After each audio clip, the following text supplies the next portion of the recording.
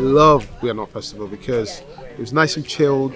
Everybody was up for a good laugh. Everyone's just having a good time. There's so many things for everyone, so many things to do. We went on a bug walk yesterday, which was really interesting. It was with one of the conservators of Ashdown Forest, and so she knows the forest really well and was able to tell us about the history and the kind of the wildlife that lives there and all about the different trees and things, which is great. I haven't played a gig for months, so actually just being able to, it's what I love, being with other people and being able to sing my songs basically, and just the opportunity of doing that has been phenomenal. Everybody's been respectful. It's been a really lovely chilled weekend with a touch of festival, but not too crazy. So it's totally filled the void that we were missing this summer, hasn't it?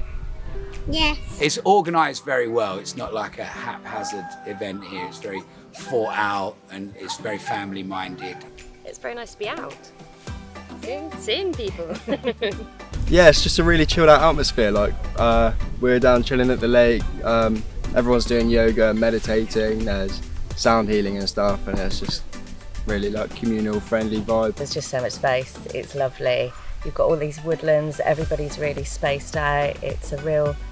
They have captured that real camping vibe, haven't they? Yeah. I love festivals for the music and the art and all that, but really reason I've been so drawn to events like this my whole life is for the people. Something that's been really difficult, over the past few months, and I think people have realised just how important it is, that side of humanity, and that sort of just being with people that aren't your immediate family or whatever. So yeah, I've talked people's ear off tonight.